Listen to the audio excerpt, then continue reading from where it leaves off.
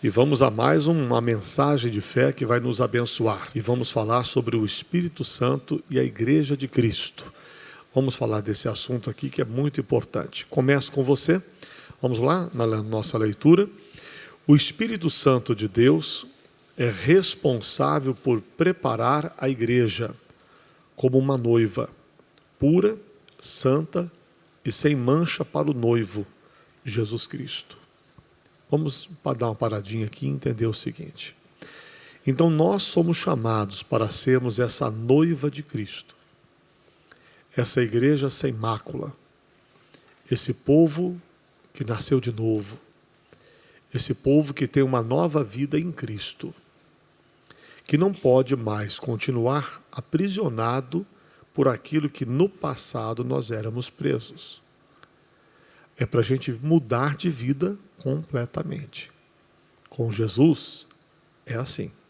A Bíblia diz: quem está em Cristo, nova criatura é, as coisas velhas passaram e tudo se fez novo.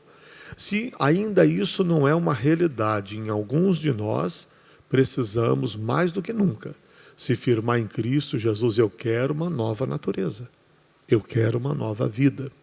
Senhor, eu quero ser diferente daquilo que eu fui. O meu passado acabou, no momento do batismo nas águas, a minha velha criatura foi sepultada e agora quero viver como uma nova criatura, como uma nova pessoa, alguém recriado em Cristo que vai viver novidade de vida, amém? E não mais como vivia no passado. Essa conversão, essa nova natureza, essa transformação é uma obra do Espírito Santo nas nossas vidas. Vamos ver o que diz Efésios 5, 27, por favor. Vamos lá, onde a Bíblia nos fala sobre esta obra que Deus realiza na vida daqueles que são do Senhor. Efésios 5, 27, que diz, eu vou ler um pouquinho antes, porque a gente consegue entender o contexto, tá? Diz assim o verso 25, vós maridos, amai vossa mulher, como também Cristo amou a igreja e a si mesmo se entregou por ela. Ele está falando para nós que Cristo amou a igreja e se entregou por ela. Para que Jesus fez isso? Verso 26, para a santificar, purificando-a com a lavagem da água pela palavra. A palavra de Deus é essa água que nos limpa. Versículo 27, com que propósito? Para apresentar a si mesmo, igreja o quê? Igreja o quê? Gloriosa, não é uma igreja capenga não, uma igreja gloriosa, sem mácula, nem ruga, nem coisa semelhante, mas santa e irrepreensível. Então esta é a igreja que nós temos que ser. Isso de forma individual, não é pensando apenas da maneira coletiva, como igreja, o povo todo reunido, mas individualmente, eu tenho que ser, você tem que ser, todos nós precisamos ser. Essa igreja gloriosa, sem mácula, sem ruga, nem coisa semelhante, mas santa e irrepreensível. Amém? Então que tenhamos dentro de nós esse alvo. Jesus, me ajude, eu quero ser essa igreja gloriosa, essa igreja que anda na tua presença. Apocalipse 22, 17. Vamos lá? Apocalipse, versículo de número 17. E o Espírito e a esposa dizem, vem. E quem ouve, diga, vem. E quem tem sede, venha. E quem quiser, tome de graça da água da vida. Então há uma água que Deus tem a nos oferecer, e é por essa água que Deus nos transforma, nos lava, nos limpa, nos regenera completamente. Voltando para a nossa lição. Ele o faz por meio de nos revelar a verdade bíblica. É assim que Deus vai nos limpando, nos fazendo de novo, nos reconstruindo como igreja, né? Por meio da sua palavra. As cartas escritas aos irmãos pelos apóstolos foram inspiradas pelo Espírito Santo para dar orientações importantíssimas à igreja de Cristo. são como água pura, que remove toda a sujeira e nos santifica para o nosso Deus. Então, quando a gente lê as cartas, nós estamos nos lavando, estamos nos purificando. Através da leitura da Bíblia Sagrada, nós vamos nos limpando, vamos nos santificando. É importante que façamos isso, que a gente leia a Bíblia Sagrada, né? Porque pela leitura da palavra, a própria palavra vai limpando o nosso ser, vai purificando o nosso interior. E isso é necessário. Então, à medida que você pega aquelas cartas, as orientações que Paulo dá à igreja de Corinto, à igreja de Gálatas, à igreja de Tessalônica, à igreja, enfim, todas elas. E a gente vai aprendendo. Ali Deus vai nos dirigindo. Então é isso que eu tenho que fazer. É isso aqui que eu não posso fazer. É assim que eu tenho que agir. Jesus me ensina isso aqui. Me ajude a ser essa pessoa. Então a gente vai aprendendo com a palavra como devemos de fato proceder. Continuando. Antes de abordar este tema, vamos definir as palavras mundo e também a palavra igreja para o nosso estudo. O termo mundo significa humanidade sem Deus, civilização que não se submete ao Criador. Então, quando a gente fala do sistema do mundo, quando a Bíblia fala que Deus nos tirou desse mundo, quando a Bíblia fala sobre que o mundo jaz no maligno, o que a Bíblia está dizendo? Está dizendo que essa humanidade sem Deus, essa civilização que não se submete ao Criador, esse é o mundo. Já a palavra igreja provém do substantivo composto grego eclésia, que significa chamados para fora. Isso é a igreja, chamados para fora. Muitos associam a palavra igreja com o templo onde congregam. Mas a melhor definição para a igreja, então, é pessoas chamadas para fora do mundo. Então diga, eu sou chamado para viver fora deste mundo.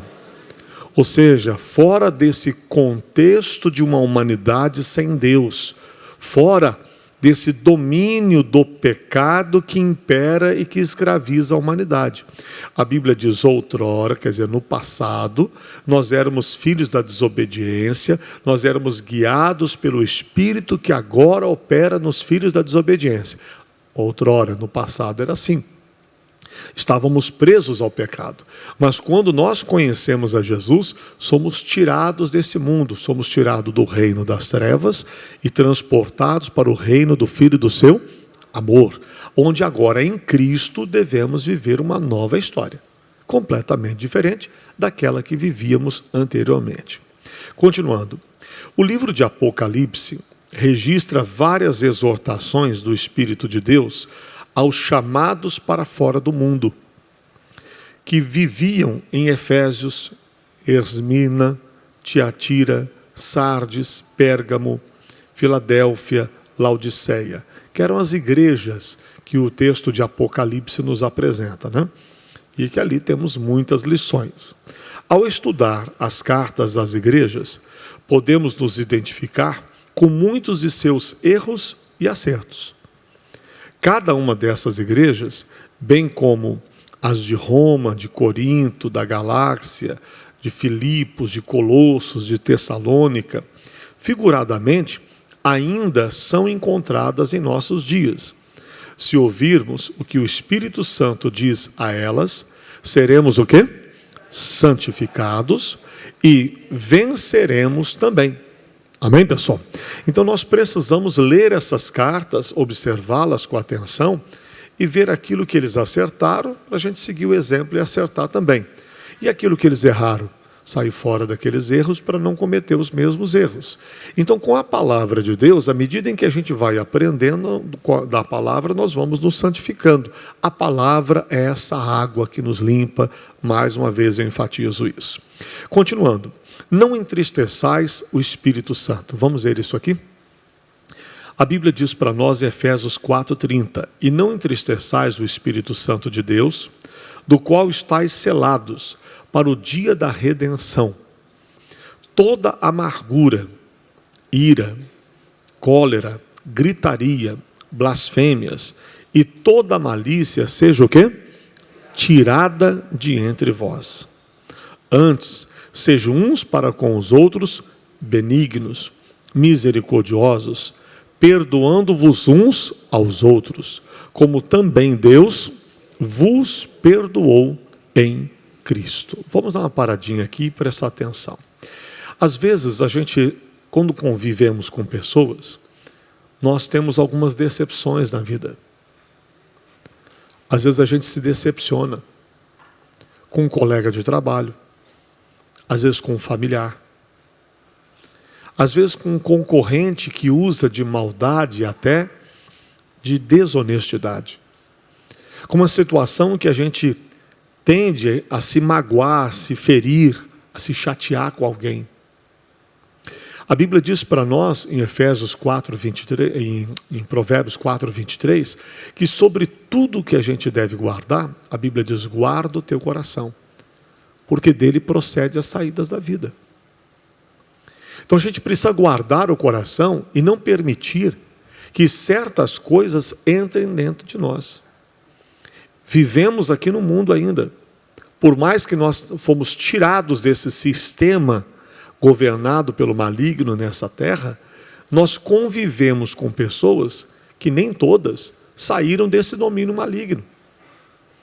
Que então em algum momento poderão ser usadas pelo maligno contra nós. E até mesmo um crente, um filho de Deus, que não vigiou, talvez possa também ser usado pelo diabo. E às vezes gera um problema, gera um conflito, gera uma intriga, gera uma discórdia, gera uma situação de tristeza, de chateação, de desentendimento, às vezes dentro da família, ou em qualquer outro ambiente que convivemos com as pessoas. Então, viver com pessoas, conviver com pessoas, muitas vezes nos leva a ter situações desagradáveis. Mas a gente tem que viver em sociedade, nós somos um ser social, não temos como viver isolados do mundo, né? Essa pandemia fez com que muita gente ficasse isolada e muitos entraram em depressão, ficaram tristes, abatidos com tudo isso. Alguns nem aguentaram ficar tanto tempo assim trancados dentro de casa, precisando de necessidade mesmo de conviver com as pessoas, não é verdade? Ainda mais o povo brasileiro, que é um povo mais caloroso, né? Enfim, mais assim, e de repente se vê numa situação de ficar isolado de todo mundo, onde o pai não consegue, o filho não consegue visitar o pai e vice-versa, onde as pessoas não estão se abraçando mais, onde as pessoas estão mantendo distância uma das outras, né? Alguém dá um espirro, o camarada já olha para ele assim, o que ele está transmitindo para mim? Né? Já assusta na hora, né? Já fica assustado, apavorado. Alguém tossiu, pronto, ele engasgou com alguma coisa que comeu, o camarada já olha para ele com um olhar assim, com aqueles olhos assim, quase que detonando o indivíduo, né? Você devia estar em casa isolado, só porque você tossiu em algum momento. Então são situações em que as pessoas ficam meio apavoradas. Mas a Bíblia nos mostra que nós precisamos conviver com as pessoas. E conviver com pessoas convertidas e conviver com pessoas não convertidas. Com pessoas que pensam como nós pensamos e conviver com pessoas que pensam o oposto do que pensamos. Precisamos conviver com todo mundo. Aí a Bíblia diz que o que depender de nós, temos que ter paz com todo mundo. Aí observe com atenção. Ele diz, não entristeçais o Espírito Santo de Deus, no qual estáis selados para o dia da redenção. Não entristeça o Espírito Santo. A obra que ele fez na sua vida não foi para te fazer voltar para a mesma prática do passado. Não, a obra que ele fez em nós é para nos fazer uma nova criatura e nos selar para o dia da redenção. Ou seja, nos fazer separados para o glorioso dia de Cristo. E não permitir que de novo venhamos ser contaminados, sujos, né? De fato, voltando assim a práticas do passado. Não pode ser assim. Então ele diz, tire toda o quê? Amargura, e ira, e cólera, e gritaria. Às vezes a pessoa fica nervosa, começa a querer gritar um com o outro, ofender um ao outro. Não deixe isso acontecer. Blasfêmias, toda malícia, quer dizer, toda coisa que tenha malícia no meio dessa conversa, de qualquer coisa que você participe, seja tirada de entre vós, que essas coisas sejam tiradas, não faça parte da sua vida. Antes, sede uns para com os outros benignos, misericordiosos. E o quê? Perdoando-vos uns aos outros. Perdoando uns aos outros. A gente tem que conceder esse perdão. Limpar esse coração, não deixar essas mágoas ficarem. Como também Deus vos perdoou em Cristo Jesus. Porque assim Ele fez com a gente. Ele espera que façamos com outros também. Amém? Continuando. Os irmãos em Cristo, da cidade de Éfeso, faziam a obra de Deus, que Deus tinha lhes ordenado, mas entristeciam o coração do Senhor, porque tinham deixado de se respeitar. Com isso, pode ter acontecido. Ele leia de novo. E não entristeçais o Espírito Santo de Deus, o qual estáis selados para o dia da redenção. Toda amargura, e ira, e cólera, e gritaria, e blasfêmias, e toda malícia seja tirada de entre vós. Então, Paulo, quando escreve a igreja de Éfeso, identifica que no meio desse povo que havia se convertido, estavam essas coisas todas. Amargura, ira, cólera, gritaria, blasfêmia, malícia, ele achou essas coisas no meio deles. Será que se Paulo hoje chegasse e estivesse no nosso meio, fizesse uma visitinha na nossa casa, nos visse convivendo com a família, será que ele também não diria para nós, você tem que tirar isso, você tem que tirar aquilo? Isso não é para estar na sua casa? Isso não é para estar no seu convívio, na sua forma de tratar um ao outro? Isso não é para existir? Será que também ele não falaria isso? E se falaria, acho que é bom a gente acatar essa palavra e pedir a Deus, Senhor, eu quero ser livre disso. Eu não quero que isso continue na minha vida. Eu quero ser essa igreja que o Senhor espera que eu seja, uma noiva sem mácula, sem ruga, sem mancha, sem pecado. Eu quero ser essa igreja que o Senhor quer que eu seja. Imagine um ambiente em que pessoas guardam mágoas, ira, cólera, gritam uns com os outros, mentem, blasfemam e maliciam tudo. Com certeza, não será uma atmosfera de amor, mas um ambiente espiritualmente pesado. Isso entristece o Espírito Santo, pois o pecado impede que o amor de Deus, impede que o amor por Deus, melhor dizendo, e pelo próximo, flua nos corações. Então esse ambiente não é o ambiente que tem que existir na nossa casa. Precisamos mudar isso, se é isso que está acontecendo. E não se embriaguem com vinho que leva à libertinagem, mas deixem-se encher pelo quê? Pelo Espírito Santo. Paulo também exorta os irmãos de Éfeso a não se entorpecerem com vinho, que os levaria a práticas de libertinagem, insubmissão, abuso da liberdade, fazendo coisas erradas e irresponsáveis. Entenda que o vinho aqui, eu compreendo que não é só o vinho, literalmente o vinho, também. A Bíblia diz que o vinho é escarnecedor, que o vinho gera uma porção de complicações. Pastor, mas Jesus transformou a água em vinho. A Bíblia diz isso lá em João 2, né? Mas a Bíblia Sagrada nos diz que nós não deveríamos beber vinho, em que há contenda, há devassidão, mas devemos nos encher do Espírito Santo e não de vinho. Então a Bíblia já nos exorta acerca disso. Esse vinho representa também, não apenas o vinho, a bebida alcoólica, mas sim também aquilo que entorpece, aquilo que tira da pessoa a razão. Qualquer coisa que tira a sua razão, que faz você não agir como se no seu natural você estivesse, isso não é bom. aquilo que entorpece, aquilo que faz a pessoa perder a razão. E às vezes a raiva faz isso. A raiva faz a pessoa perder a razão. Não é assim? Pisa no meu calo, mas se mexer com a minha mãe, não tem aqueles que falavam assim? Quando era garoto, o pessoal falava isso. Se mexer com a minha mãe, eu pulo para cima mesmo. Eu lembro que, quando garoto, era assim que o pessoal falava, né? Então eu estava jogando bola no campinho lá, enquanto está lá falando dele, falou dela, mas alguém xingava a mãe, o camarada já virava um bicho e partia para cima. Perdia a razão. Era desse jeito que acontecia. Então, às vezes, a pessoa tem algo que a entorpece, que a tira de si. Faz ela sair dela e agir de uma forma que ela não agiria se estivesse no seu normal.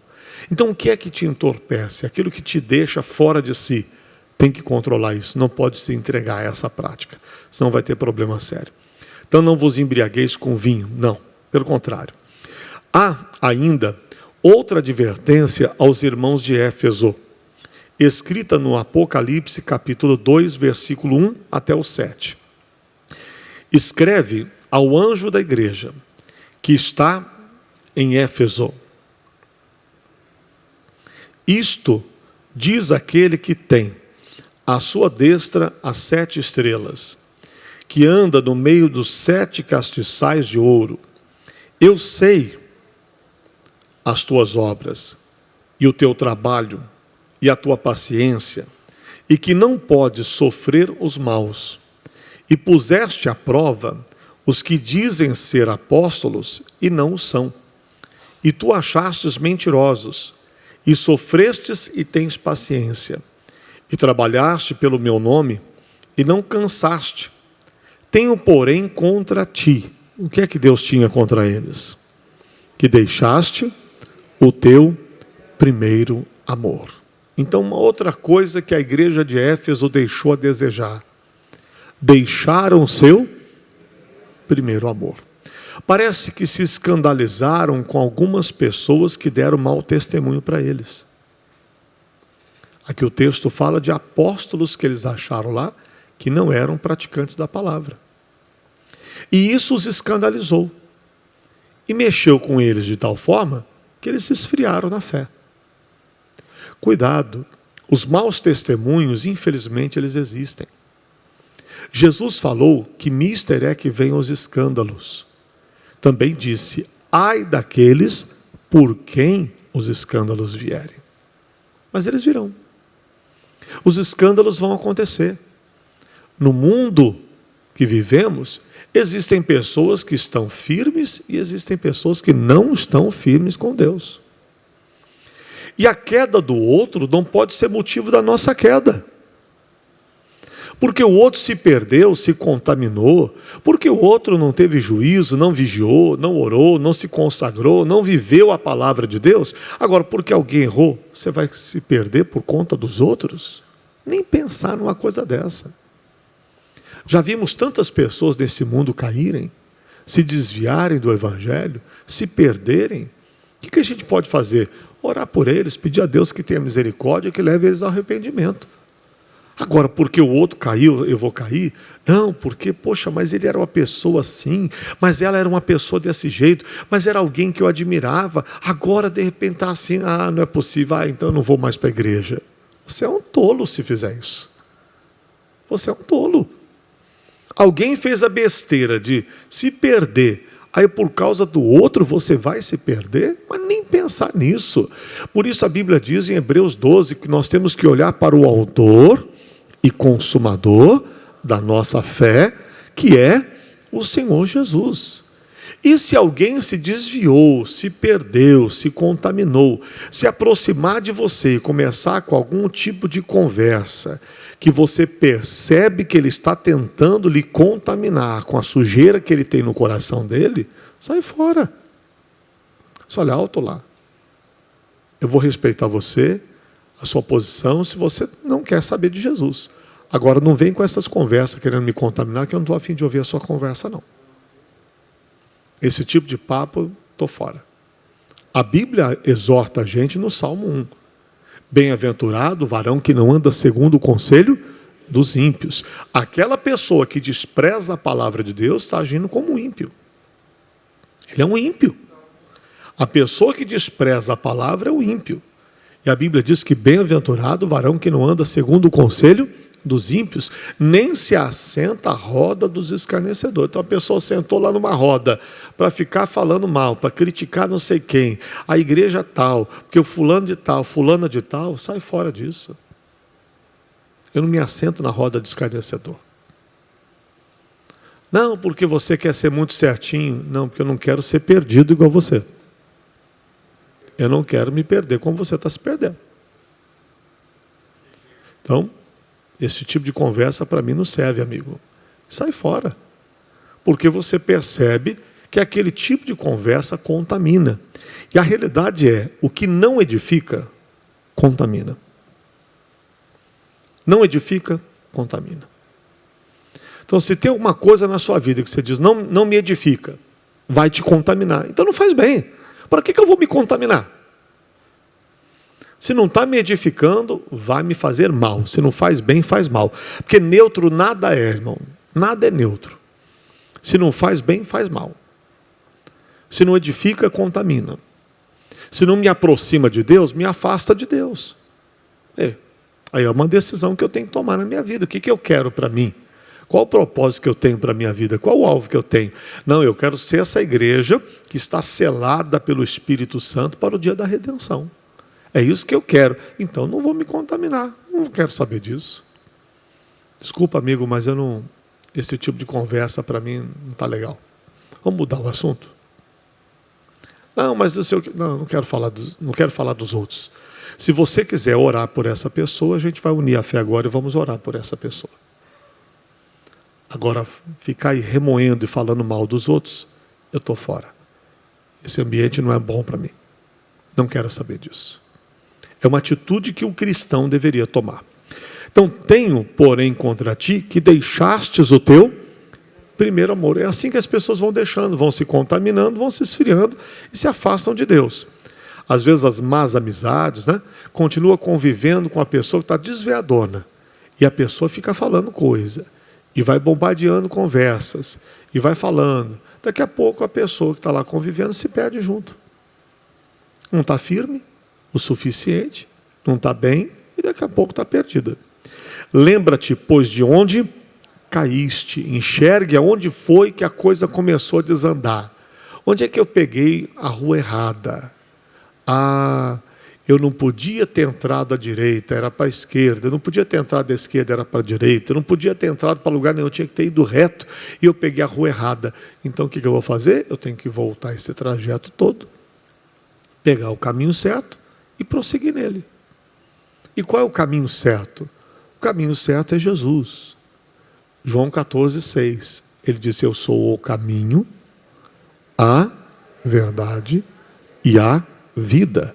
Ninguém vem ao Pai a não ser por mim. Ele é o caminho certo. Jesus é o caminho. Então volta para o caminho. Volta para a obediência à palavra de Deus. Amém? Então lembra-te de onde caíste e arrepende-te. Quer dizer, reconheça o erro, se acerte, e aí pratique as primeiras obras. Quando não, quer dizer, se não for feito isso, brevemente a te virei. O Senhor vai vir. E tirarei o teu lugar, o teu castiçal, se não se arrependeres. Tens, porém, isto, que aborreces as obras dos nicolaítas. Isso você tem de bom. Vocês aborrecem as obras dos nicolaítas, as quais eu também aborreço. Quem tem ouvidos, ouça o que o Espírito diz às igrejas. Ao que vencer, dar-lhe-ei a comer o quê? Da árvore da vida, que está no meio do paraíso de Deus. Diga glória a Deus. Então estamos vendo que aquele que vencer, sabe, aquela pessoa que vencer tudo isso, aquela pessoa que vence os problemas que surgem na nossa caminhada de fé, a gente tem que vencer. Tem muita coisa a ser vencida. Estamos vendo aqui essas mágoas, iras, gritaria, blasfêmias, a frieza espiritual e tantas outras coisas, as malícias. Nós temos que vencer tudo isso. Nós estamos no mundo, não somos do mundo, estamos aqui, mas não pertencemos a ele. Fomos tirados do mundo, ou seja, fomos tirados desse contexto de uma sociedade sem Deus que não teme ao Senhor. Mas continuamos vivendo num mundo que para todo lado que olhamos encontramos ainda, infelizmente, aqueles que não servem a Deus. E que por causa disso tem atitudes, tem maneira de vestir, tem forma de proceder, enfim, tem toda uma logística que esse mundo vive cheio de maldade. Então estamos ainda vivendo aqui, mas nós não pertencemos a esse mundo. Fomos tirados para fora. Amém? Fomos tirados para fora desse contexto mundano, contaminado por Satanás, que infelizmente leva a sociedade de hoje a desagradar a Deus com a vida que tem levado. Mas nós temos um compromisso com Deus, então não podemos concordar com isso que a gente vê nesse mundo. Vamos abrir a Bíblia agora no livro de Romanos, por favor. Romanos, capítulo 12. Romanos 12, versículo de número 1, que diz assim: rogo-vos, pois, irmãos, pela compaixão de Deus, que apresenteis o vosso corpo em quê? Em sacrifício. Quer dizer, sacrificar é você oferecer a sua vida a Deus de forma tal que você mata a sua carne, que você sacrifica o seu eu e que você já não vive, mas Cristo vive em você. É a hora que você sacrifica, é a hora que você se rende a Deus, onde você não permite mais que o seu eu ali prevaleça. Então ele diz: rogo-vos, pois, irmãos, pela compaixão de Deus, que apresenteis os vossos corpos em sacrifício a Deus, em oferta voluntária ao Senhor. Como Paulo diz que ele sacrificava o seu corpo, ele diz: eu reduzo a minha carne à servidão, para que eu, pregando o Evangelho, não venha a ser desclassificado. Então a gente tem que oferecer o nosso corpo, a nossa carne, porque quando a gente anda na carne, a gente desagrada a Deus. As obras da carne são inimizades contra o Senhor. Então ofereça a sua carne, o seu corpo, em sacrifício vivo, e diz aqui, santo e agradável a Deus, que é o vosso culto racional. Ou seja, você vai com a razão, com o entendimento, você vai agradar a Deus, fazendo aquilo que é certo.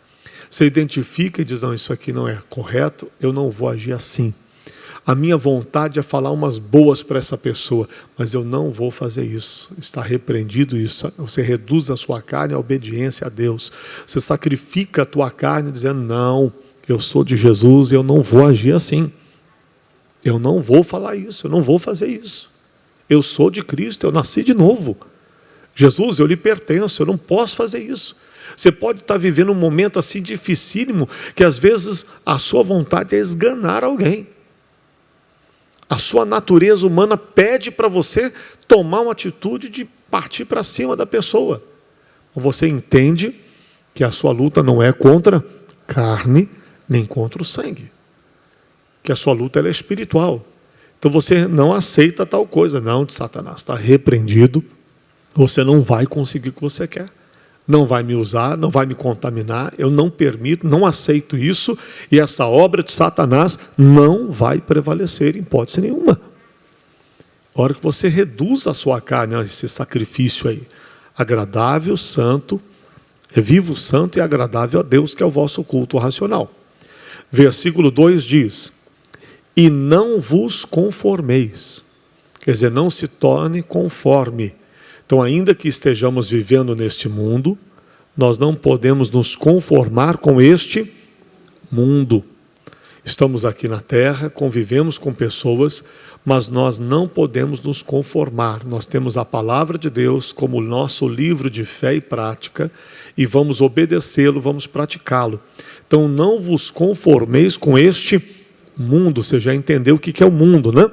Quer dizer, essa sociedade, essas pessoas que vivem nessa terra sem Deus, sem temor ao Senhor. Nós fomos tirados desse mundo. Então não se conforme, não se torne conforme eles. Não haja como eles agem. Ah, pastor, minha família, ninguém é de Jesus, só eu sou de Cristo. Então não haja como eles agem. Não fale como eles falam. Não pense como eles pensam. Porque você já não pertence mais ao mundo. Você precisa tirá-los desse mundo. Você precisa trazê-los para Cristo. Você precisa ser luz no meio daquelas trevas. Você precisa estar mais do que nunca firme com Jesus para resistir a essas obras de Satanás. Para quebrar esse poder do diabo e reivindicar a libertação dessas pessoas. Que ainda estão lá presas pelo diabo. Pela feitiçaria, pela idolatria, pela prostituição, pelo engano, seja o que for. Ainda que eles estejam nessas práticas, fique firme na fé. E a Bíblia diz, mas transformai-vos pela renovação do vosso entendimento. Então eu vou renovar o meu entendimento com a palavra de Deus. Eu era de lá, agora sou de cá, então eu vou renovar o meu entendimento. Não, Senhor, a tua palavra diz assim, eu vou agir assim. O Senhor me ensinou dessa forma, eu vou proceder como o Senhor ensinou. Para que tudo isso? Para que experimenteis qual seja a boa, agradável e perfeita vontade de Deus. Então, para a gente provar dessa boa, agradável e perfeita vontade de Deus, a gente precisa renovar o nosso entendimento. Com o quê? Com a palavra. Não adianta a gente olhar para a situação, para a circunstância, é assim, não tem mais jeito não, as coisas estão perdidas mesmo. Não, renove a sua mente com a palavra. Renove o teu entendimento com ela. O meu Deus diz diferente. Não vou aceitar isso. Às vezes a gente está aceitando naturalmente as coisas desse mundo como se elas fossem como o mundo diz que é. Mas o meu Deus diz que é diferente. Então não vou aceitar. Todos dizem, não tem mais jeito, está tudo perdido. Não tem ninguém que resolva esse caso. Não, mas a palavra do meu Deus diz que os impossíveis aos homens são possíveis para Deus. Não é isso não.